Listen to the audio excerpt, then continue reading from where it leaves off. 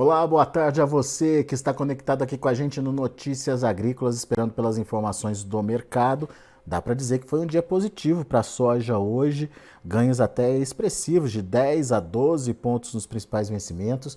Milho acabou encerrando também de forma positiva, na casa aí dos 4 pontos de ganho. E o trigo foi a única commodity que ficou no vermelho, mas com quedas entre 2 e 4 pontos nos principais vencimentos. Óbvio que a gente está de olho no que está acontecendo com a soja, principalmente nesse momento, e a gente quer entender para onde esse mercado pode ir e entender o que está acontecendo, o que está influenciando essa precificação nesse momento. Aliás, preços bastante interessantes para a soja quando a gente olha o maio aqui, referência de negócios para o Brasil. A gente está falando de uma soja lá em Chicago acima dos 14 dólares por bushel. E o vencimento, desculpem, vencimento janeiro, já pertinho dos 14 dólares de novo. 13,92 foi o encerramento de hoje. Vamos então lá para Rio Verde, Goiás, onde está o meu amigo Enio Fernandes, consultor em agronegócios lá da Terra Agronegócios. Seja bem-vindo, Enio. Obrigado mais uma vez por estar aqui com a gente, nos ajudar a entender um pouquinho da dinâmica de precificação aí do mercado. Enio Fernandes, que está com a bandeira do Brasil lá ao fundo. A gente quer entender, Enio, o que aconteceu em Chicago hoje e quais são as dicas aí, né, que o mercado está dando para a gente, que rumo o preço da soja deve tomar aí nos próximos dias. A gente está falando de uma safra avançada lá nos Estados Unidos, pelo menos em termos de colheita avançada por lá. Isso diminui um pouco essa pressão de entrada de safra dos americanos, Enio?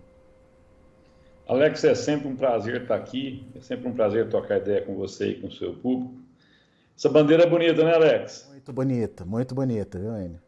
Eu não sei se você sabe, a minha mãe foi freira por 10 anos, né? Então eu tenho uma criação católica muito forte.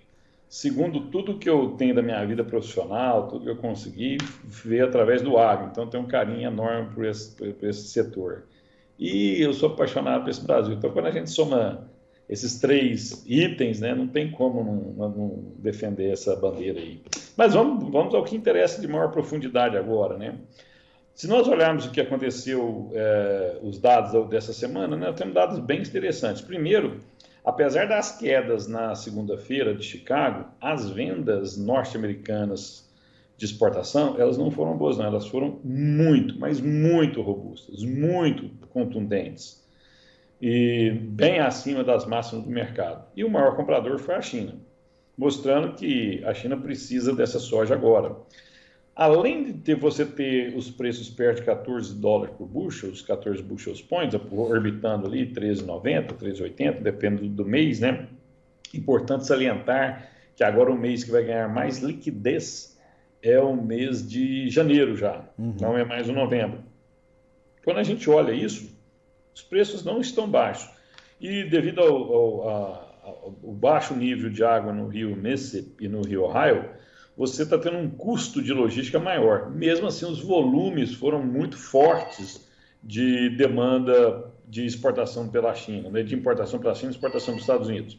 Isso mostra realmente que nós temos uma demanda sobre a mesa. Segundo ponto é que 80% da soja dos Estados Unidos já está colhida, ela já saiu dos campos. E você tem uma menor pressão na entrada da safra. A safra tem uma sazonalidade ao chegar ao mercado, ela puxa o mercado para baixo. Isso nós vamos ter uma diminuição. Outro ponto que a gente olha com atenção é o clima no Brasil. Nós estamos com 35% plantado já. Você tem alguns problemas de chuva aqui e outro ali, mas os mapas de chuvas para os próximos 14 dias, tanto do modelo europeu como o americano, são de boas chuvas para grande parte do Brasil. Quer dizer, o plantio deve decorrer normal. Esse plantio projeta a safra acima de 150 milhões de toneladas. Se é 152, 155, 154, depende muito da casa, da consultoria que você segue. Mas é acima de 150 milhões de toneladas. Onde eu quero chegar? Todas as notícias baixistas já estão sobre a mesa. Colheita americana, problema de logística nos Estados Unidos, que torna a soja americana mais cara, plantio no Brasil se desenvolvendo bem, não só no Brasil, na América do Sul. Quer dizer, você não tem muito mais notícias negativas. Teria se fosse pela demanda, mas os números de segunda-feira mostram uma demanda robusta. Ah, você tem problema de macroeconomia, você está com a iminente recessão em parte do mundo, você está com inflação nos Estados Unidos, inflação na Europa, você está inflação no mundo inteiro. Sim, nós estamos, mas nós temos que lembrar que quando você olha os dados históricos, a alimentação de todos os itens é o mais resiliente à queda de preço durante a recessão. Não quer dizer que ela seja imune, mas ela é menos impactada. Então, quando a gente olha isso, esses intervalos de preço que Chicago está nos apresentando, dá sinais que teremos mais oportunidades para os produtores brasileiros travarem suas operações, garantirem margem para o próximo ano. O que é importante não é acertar o preço, é ter boas margens todo ano para continuar na atividade por vários e vários anos. Que intervalo é esse, Enio, que você trabalha? Na soja, isso. Você pode olhar que soja, toda vez que ela encontra um suporte de 13,70, 13,80, 13,60, você tem compradores, você ativa a ponta de compra. E toda vez que ela chega perto de 14,20, numa resistência de 14,20, 14,30, você começa a encontrar pontos de venda, né? Pessoas estimuladas a vender. Então, nós estamos entre uma resistência de 14,20, 14,30 e um suporte de 13,60, 13,50, bem nesse intervalo. Isso vai mudar? Vai. Conforme o clima da América do Sul for se desenvolvendo, principalmente em estados que chamam mais atenção. Chicago olha com atenção toda a América do Sul, mas ele olha com lupa muito o estado do Mato Grosso, ele olha com lupa mais à frente, daqui uns dias, a Argentina. Então, aonde eu quero chegar? Condições de safra favoráveis, nós teremos um Chicago mais perto do suporte. Qualquer adversidade, sinalizações mais controversas de clima, se a laninha vai afetar ou não, nós veremos Chicago se aproximar mais forte das resistências. E ele deve trabalhar nesse intervalo, pelo menos até o mês de dezembro. Aí no mês de dezembro nós vamos enxergar os mapas de clima para 30, 60 dias. Nós vamos saber como vai ser o clima no janeiro e no fevereiro. Isso é muito importante para a formação de safra total na América do Sul. Apesar de Goiás, Mato Grosso já estarem colhendo, grande parte do Brasil vai estar enchendo grão. Então essa época do ano é muito importante para você ter uma visão da safra. E aí vai depender do tamanho da safra nossa para ver como o mercado vai se comportar. Mas nos próximos 30, 40 dias, esse intervalo de resistência e suporte está sendo parece que estar bem definido. Muito bem, você citou o clima e a produção brasileira como um termômetro importante para alta ou baixa de preços. Mas você estava me falando, antes da gente entrar no ar aqui, que outros dois pontos importantes merecem atenção e análise também por parte do produtor, que é a questão do preço do petróleo e dos juros nos Estados Unidos. É isso, Enio? Por que esses dois fatores são importantes para estarem na nossa análise? Muito boa o seu ponto aqui. Primeiro é o seguinte, o petróleo, eu acho que eu sou do que mais repito isso aqui, eu não vi quase ninguém repetir no seu canal. O petróleo, ele é a mãe de todas as commodities. Ele é a commodity mais negociada no mundo, ele é a commodity com o maior volume financeiro do mundo. E ele é uma sinalização de como está a economia, como estão as projeções da economia mundial para o futuro. Por que eu falo isso? Se a economia mundial está mais aquecida, eu vou demandar mais energia. Se eu vou demandar mais energia, no final do dia eu vou precisar de mais petróleo. Então você tem o petróleo como uma fonte mais tangível de você tentar mensurar como são as projeções de crescimento mundial. Petróleo mais perto chegando perto de $80 o barril, a gente tem que tomar um cuidado. É que a economia mundial não está muito saudável.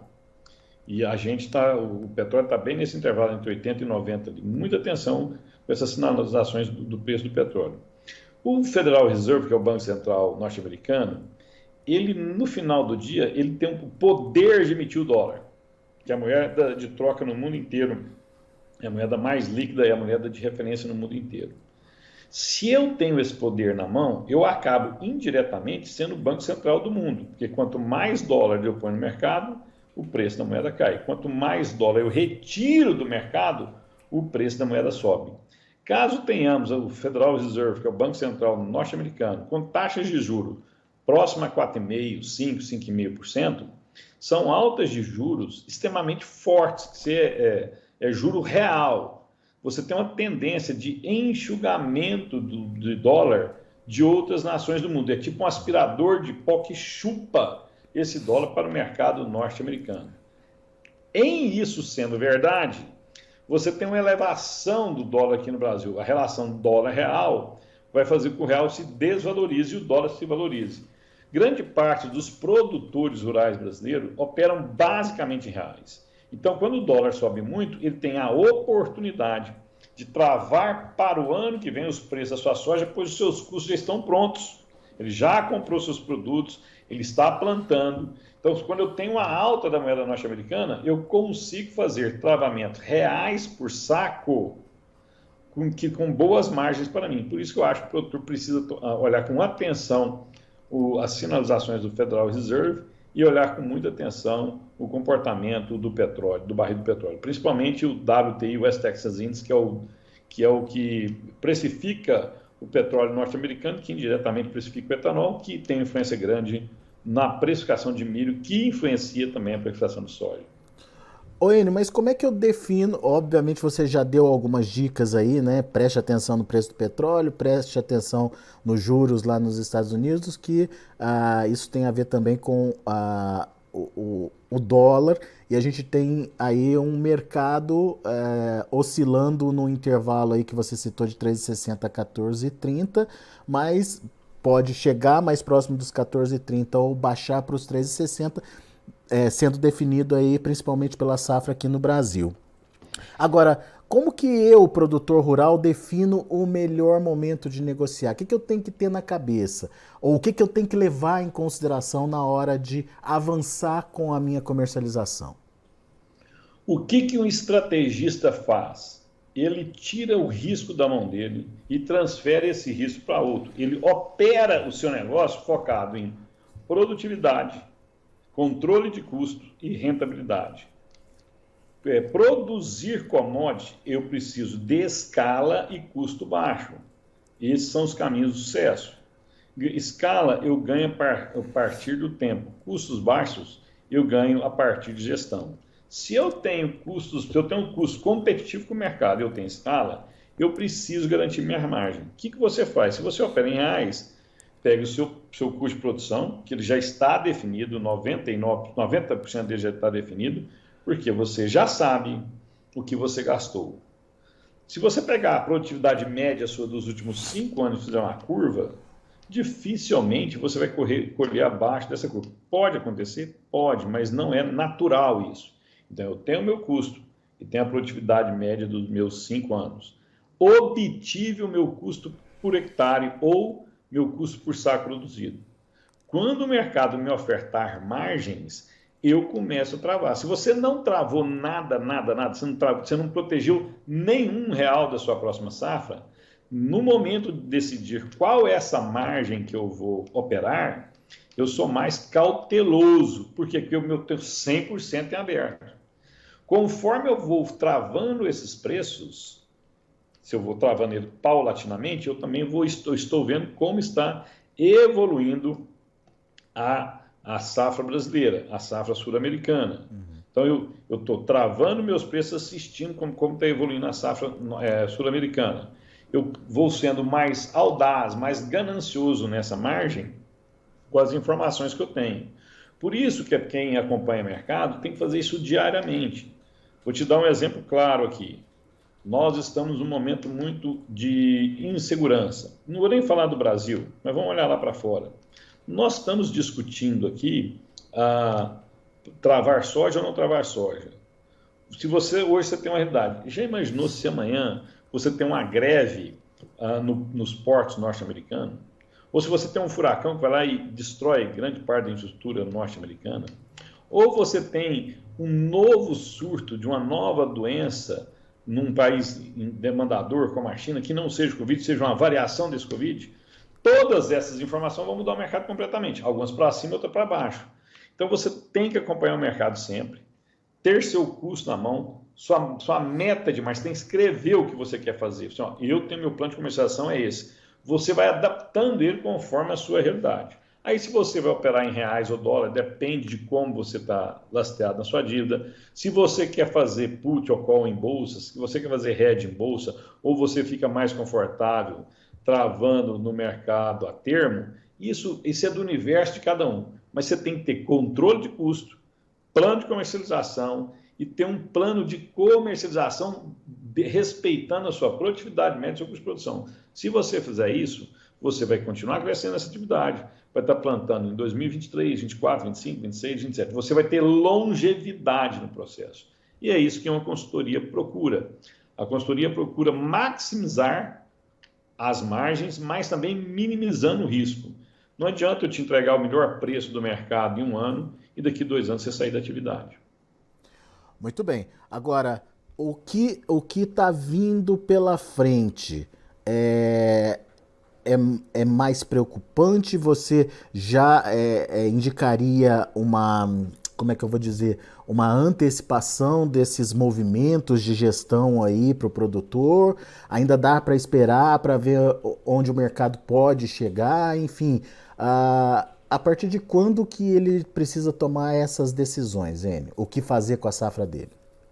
Bom, o mercado já deu alguns sinais interessantes para nós, né? Você está acabando de sair de uma safra americana. Querendo ou não, é o auge de oferta nos Estados Unidos.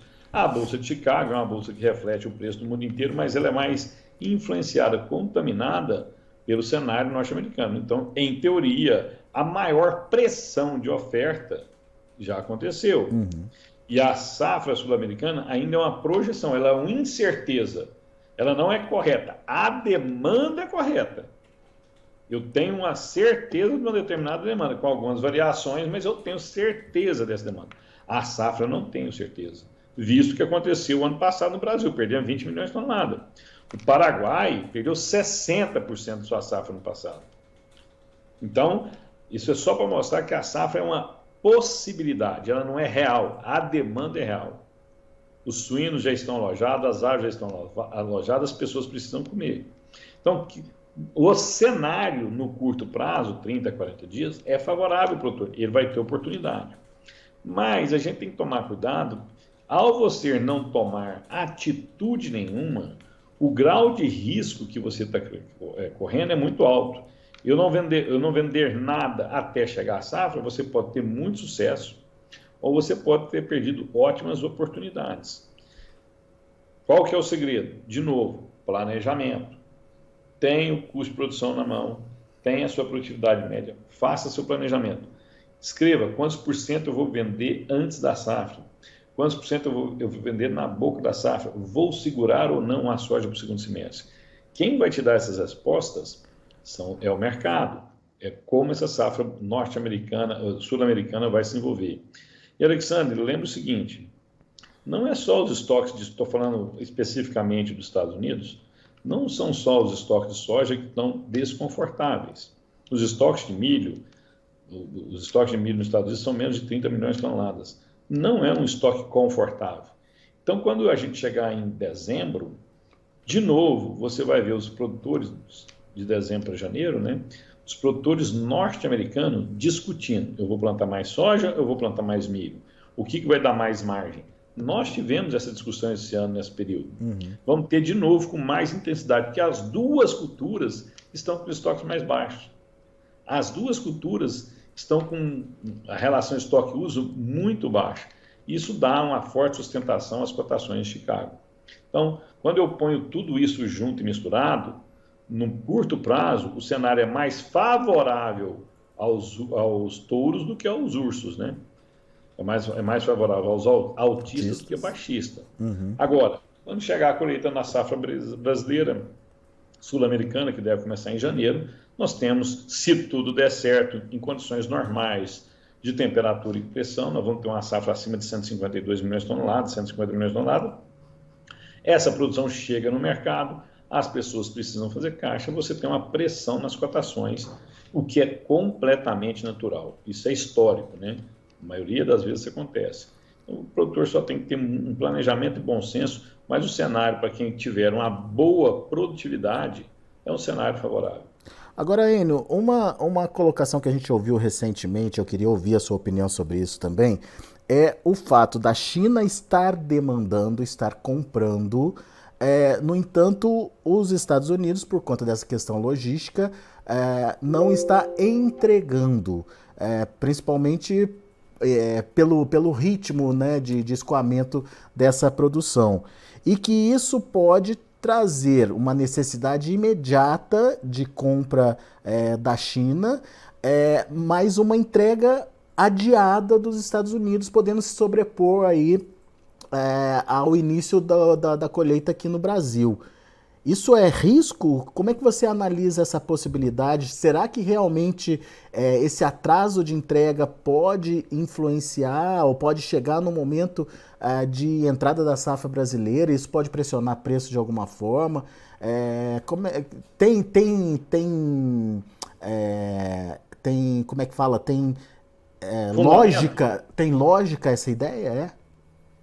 Bom, para a gente tentar entender o futuro, a gente precisa dar uma olhada no passado para ver quando que aconteceu isso. Você vai lembrar, se acompanha um certo tempo, você lembra do Derecho?